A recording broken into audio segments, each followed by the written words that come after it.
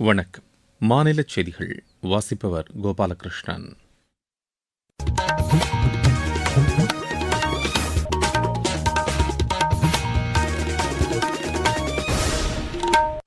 தலைப்புச் செய்திகள். பிரதமர் திரு நரேந்திர மோடி தலைமையில் நித்தி ஆயோக்கின் ஆட்சி மன்ற குழு கூட்டம் புதுதில்லியில் இன்று நடைபெறுகிறது. சென்னை மற்றும் புறநகர் பகுதிகளில் இரவு நேரங்களில் ஏற்படும் மின்தடையை விரைந்து சீர் செய்யும் வகையில் 10 கண்காணிப்பு குழுக்கள் அமைக்கப்பட்டுள்ளதாக மின்துறை அமைச்சர் திரு நிர்மல்குமார் தெரிவித்துள்ளார். தமிழகத்தில் அரசு பள்ளிகளில் படித்த மாணவர்கள் பன்னாட்டு நிறுவனங்களில் உயர் அலுவலர்களாக பணியாற்றி வருவதாக பள்ளிக்கல்வித்துறை அமைச்சர் திரு ராஜ்மோகன் கூறியுள்ளார். மறைந்த திரைப்பட இயக்குநர் பாரதி ராஜாவின் இறுதிச் சடங்கு முழு அரசு மரியாதையுடன் தேனி மாவட்டம் தேவதானப்பட்டி அருகே இன்று நடைபெறவுள்ளது. தமிழகத்தில் திருநெல்வேலி மாவட்ட மலைப்பகுதிகள் மற்றும் தேனி, கன்னியாகுமரி மாவட்டங்களின் சில இடங்களில் இன்று கனமழை பெய்யக்கூடும் என்று வானிலை ஆய்வு மையம் தெரிவித்துள்ளது. இனி விரிவான செய்திகள். நித்தி ஆயோக்கின் ஆட்சி மன்ற குழு கூட்டம் புதுதில்லியில் இன்று நடைபெறவுள்ளது. பிரதமர் திரு நரேந்திர மோடி தலைமையில் நடைபெறவுள்ள இக்கூட்டத்தில் முதலமைச்சர்கள், துணைநிலை ஆளுநர்கள் ஆகியோர் பங்கேற்கின்றனர்.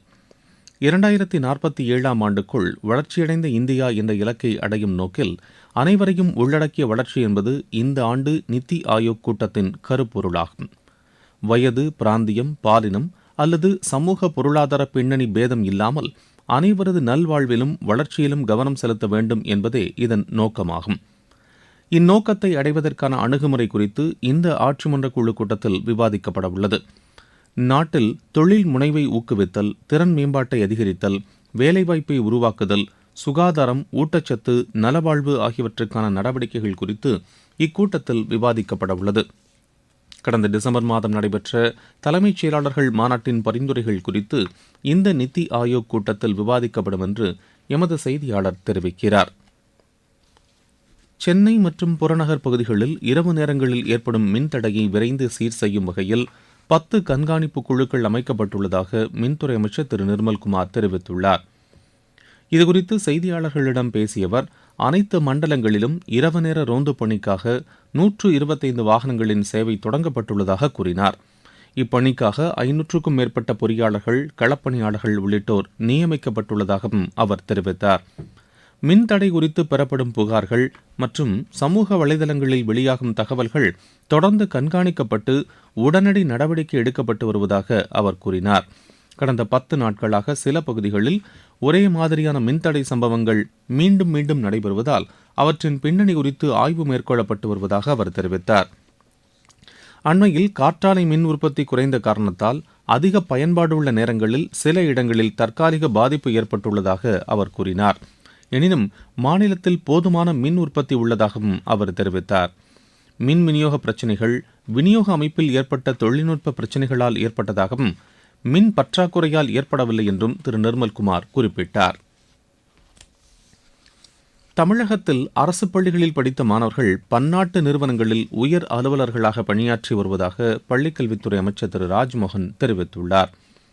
சென்னையில் நேற்று நடைபெற்ற நிகழ்ச்சியில் 10 மற்றும் 12ஆம் வகுப்பு பொதுத் தேர்வில் சென்னை மாநகராட்சி பள்ளிகளில் அதிக மதிப்பெண் பெற்ற மாணவர்களுக்கும் ஆசிரியர்களுக்கும் ஊக்கத்தொகை வழங்கி அவர் பாராட்டு தெரிவித்தார். பின்னர் பேசிய அவர், மாணவர்கள் எந்த பாடப்பிரிவுகளில் ஆர்வம் உள்ளவர்கள் என்பதை கண்டறிந்து அவர்களை ஊக்கப்படுத்துமாறு ஆசிரியர்களை அவர் கேட்டுக் கொண்டார். மாணவர்களுக்கு ஊக்கமுடைய வார்த்தைகளையும் நேர்மறையான கருத்துகளையும் தெரிவிக்க வேண்டும் என்று அப்போது அவர் குறிப்பிட்டார். மாணவர்கள் ஆசிரியர்களை மதித்து நன்றாக கல்வி கற்க வேண்டும் என்றும் திரு ராஜ்மோகன் வலியுறுத்தினார். மறைந்த திரைப்பட இயக்குநர் பாரதி ராஜாவின் இறுதிச் சடங்கு முழு அரசு மரியாதையுடன் தேனியில் இன்று நடைபெறவுள்ளது. அவரது உடல் சொந்த ஊரான தேவதானப்பட்டி அருகே காற்றோடு பகுதியில் உள்ள பண்ணை வீட்டில் பொதுமக்களின் அஞ்சலிக்காக வைக்கப்பட்டுள்ளது. பிற்பகல் 3 மணிக்கு மேல் அன்னாரது உடல் நல்லடக்கம் செய்யப்பட உள்ளதாக எமது செய்தியாளர் தெரிவிக்கிறார். மறைந்த பாரதி ராஜாவின் உடல் அரசு மரியாதையுடன் நல்லடக்கம் செய்யப்பட உள்ளதை அடுத்து அதற்கான முன்னேற்பாடுகள் தொடர்பாக திண்டுக்கல் மாவட்ட டிஐஜி திரு சசிமோகன் நேற்று ஆய்வு செய்ததாகவும் அவர் மேலும் தெரிவிக்கிறார். நீங்கள் கேட்டுக்கொண்டிருப்பது மாநில செய்தி அறிக்கை.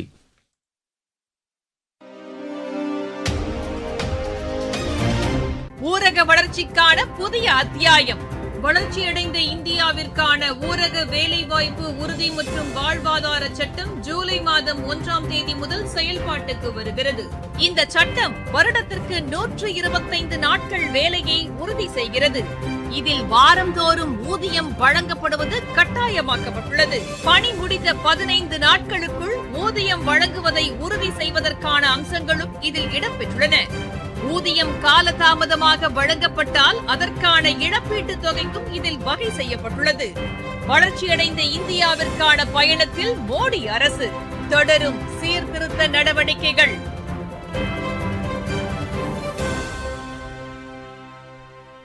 நாடு முழுவதும் அரசு தொழிற்பயிற்சி நிலையங்களில் பிரதமரின் தேசிய தொழில் பழகுனர் சேர்க்கை முகாம்கள் மூலம் தொழில் பழகுனர் பயிற்சி அளிக்கப்பட்டு வருகிறது. இந்த முகாம் நாமக்கல் மாவட்டத்தில் உள்ள அரசினர் தொழிற்பயிற்சி நிலையத்தில் நடைபெற்றதாக எமது செய்தியாளர் தெரிவிக்கிறார். இந்திய அரசின் திறன் மேம்பாடு மற்றும் தொழில் முனைவோர் அமைச்சகத்தின் மூலம் பிரதம மந்திரியின் தேசிய தொழில் பழகுனர் பயிற்சி திட்டம் செயல்படுத்தப்படுகிறது. அந்த வகையில் நாமக்கல் மாவட்டத்தில் பிரதம மந்திரியின் தேசிய தொழில் பழகுனர் பயிற்சி திட்டத்தில் அந்தந்த அரசு தொழில் பயிற்சி நிலையங்கள் மூலமாக 3 மாதத்திற்கு ஒரு முறை சேர்க்கை முகாம்கள் நடத்தப்பட்டு வருகின்றன. அதில் அரசு மற்றும் தனியார் துறை நிறுவனங்கள் பங்கேற்று ஆர்வமுள்ள இளைஞர்களை தேர்ந்தெடுத்து அவர்களுக்கு பிரதம மந்திரியின் தேசிய தொழில் பழகுனர் பயிற்சி வழங்கப்படுகிறது. இந்த பயிற்சியின் முடிவில் அவர்களுக்கு தேசிய தொழில் பழகுனர் சான்றிதழ் வழங்கப்பட்டு அதன் மூலம் அரசு பணிகளில் சேர்வதற்கு பல்வேறு சலுகைகளும் மத்திய அரசு வழங்கி வருகிறது. இந்த திட்டத்தில் உதவித்தொகையுடன் தொழில் பழகுனர் பயிற்சி வழங்கப்படுவதால் மாணவர்கள் ஆர்வத்துடன் தங்கள் துறையில் வேலைவாய்ப்புகளை பெற முடிகிறது. பயிற்சி காலத்தில் அரசு மற்றும் பயிற்சி அளிக்கும் தனியார் நிறுவனங்கள் இணைந்து 10,000 ரூபாய் முதல் 20,000 ரூபாய் வரை தொழில் பழகுனர் உதவித்தொகையும் வழங்கப்படுகிறது. நாமக்கல்லிலிருந்து எஸ். கண்ணன். இந்த முகாம் தங்களுக்கு பயனுள்ளதாக அமைந்ததென்று இப்பயிற்சியில் பங்கேற்றுள்ள பயனாளிகள் தெரிவித்தனர். என் பேர் சாதனா, நான் நாமக்கல்ல இருந்து வரேன். வள்ளிபுரத்துல கவர்மெண்ட் ஐடி இருக்கு. அங்க கம்ப்யூட்டர் ஆபரேட்டர் ப்ரோக்ராமிங் அசிஸ்டன்ட் முடிச்சிருக்கேன். கவர்மெண்ட் ஐடிஐல பிரதம மந்திரி இன்டர்ன்ஷிப் மேலா போட்டிருக்காங்க. கம்பெனில செலக்ட் ஆகி நல்ல ஒரு அப்ரண்டிஸ் 1 இயர் முடிச்சுட்டு ஜாப் போலான் இருக்கேன். எனக்கு ரொம்ப யூஸ்ஃபுல்லா இருக்கு. என்னுடைய பெயர் கே. லங்கேஸ்வரி. கொல்லிமலை கவர்மெண்ட் ஐடிஐல இருந்து வந்திருக்கோம். நான் ஸ்விங் டெக்னாலஜி முடிச்சிருக்கேன். நாமக்கல் ஐடிஐக்கு கம்பெனி அப்ரண்டிஸ் போனோம். 9,000 சம்பளம் தரேன்னு சொல்லியிருக்காங்க. அங்கே எங்களுக்கு நல்லா யூஸ்ஃபுல்லா இருந்துச்சு. இருவரிச் செய்திகள். அமெரிக்காவில் தங்கள் குழந்தைகளை பிரசவித்து குடியுரிமை பெற அந்நாட்டிற்கு சென்று ஐரோப்பா, ஆப்பிரிக்காவைச் சேர்ந்த நூற்றுக்கணக்கானோரின் விசாக்களை அமெரிக்கா ரத்து செய்துள்ளது.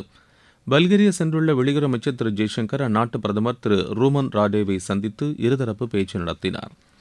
மேற்குவங்கத்தில் முதலீடு செய்வது தொடர்பாக இந்திய வர்த்தக சபை பிரதிநிதிகள் மத்திய இணையமைச்சர் டாக்டர் ஜிதேந்திர சிங்கை சந்தித்து பேசினர்.